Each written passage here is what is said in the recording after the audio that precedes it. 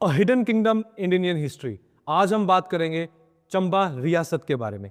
चंबा रियासत के बारे में जब मैं बात करूंगा, चंबा रियासत एक ऐसी रियासत है जो 1400 वर्ष पहले स्थापित हुई थी। ऐसा बोला जाता है 550 एडी के समय मारू वर्मन यहाँ पे आए और उन्होंने भरमौर में एक किंगडम की स्थापना की और धीरे धीरे उनका वंश आगे बढ़ता रहा। और एक समय पे 10वीं शताब्दी में साहिल वर्मन आए और उन्होंने भरमौर से नीचे उतर के आज के समय का जो रावी का तट है वहां पे आज के समय के चंबा शहर की स्थापना जो है वो की। और वो एक ऐसा चंबा शहर है जिसको बहुत से हमलावर आए, बहुत से लोगों ने हमला करने की कोशिश की, बट कोई भी उस चंबा रियासत को नहीं हिला पाया। आइए आज हम जानेंगे इसी रियासत की कुछ अनकही बातों को।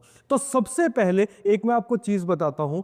एक बार क्या हुआ कि जो चंबा शहर था वो बिल्कुल पहाड़ों से ढका हुआ था, तो इसी कारण से वहां पे पानी की बहुत बड़ी समस्या थी। तो यहाँ पे एक सबसे पहली दंत कथा जो चंबा रियासत के साथ आती है वो आती है सुई माता की, जिनको हम सुनैना देवी जी के नाम से भी जो है वो जानते हैं। ऐसा बोला जाता है कि उन्होंने एक इतना जबरदस्त सेक्रीफाइस किया, वो खुद एक कब्र बना के उसके बीच में लेट गई, जहां से पानी का एक फवारा निकला और उससे पूरे चंबा वासियों को पानी जो है वो पहुंचा। और ये एक कुर्बान की बहुत बड़ी एक मिसाल है, जिसके बाद जो चंबा रियासत है वो धीरे धीरे आगे पनपना क्या हुई, स्टार्ट हुई।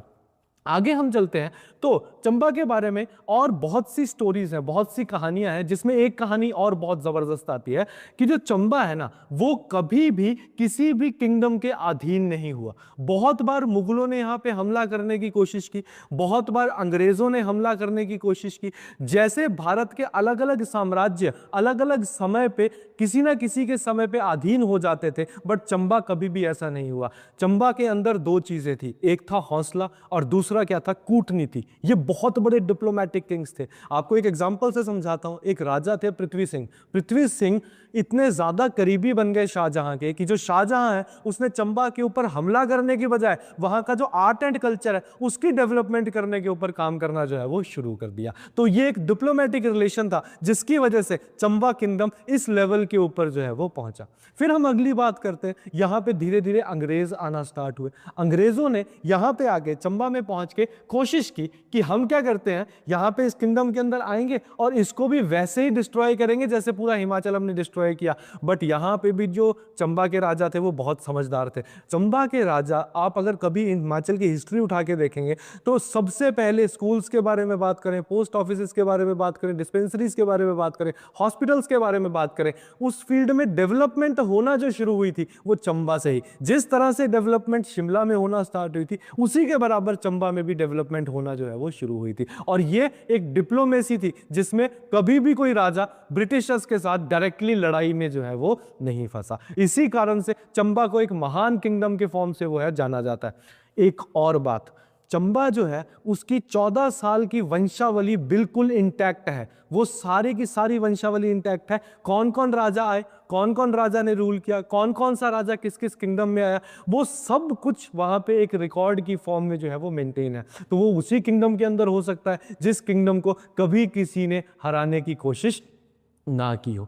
इसके बाद एक और चीज मैं आपको बड़ी इंटरेस्टिंग बताना चाहूंगा कि जब हम मुगलों के बारे में बात करते हैं, ब्रिटिश के बारे में बात करते हैं, तो बहुत ही एक इंटरेस्टिंग चीज आती है, चंबा का आर्ट, क्राफ्ट एंड कल्चर।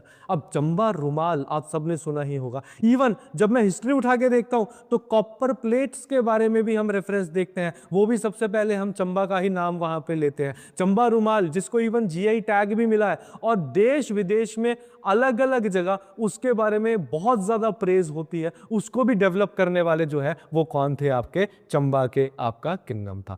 और फाइनली एक बहुत इंपॉर्टेंट चीज देखो, चंबा ने कभी किसी से लड़ाई नहीं लड़ी फालतू में। अगर कभी किसी ने हमला किया तो डिप्लोमेसी से उसको सॉर्ट किया और बहुत ही शांति से 1948 में जब इंडिया की इंडिपेंडेंस हो गई 47 में, तो बहुत शांति से वहां के जो राजा लक्ष्मण सिंह थे वो बहुत इजीली मर्ज हुए और मर्ज होके उन्होंने हिमाचल में अपना जो इस्टेब्लिशमेंट है वो कर लिया। तो आई होप आपको चंबयाल्स की जो हिस्ट्री है और उनका जो करेज है और उनका जो वेलर है उसके बारे में आइडिया लगा होगा। धन्यवाद।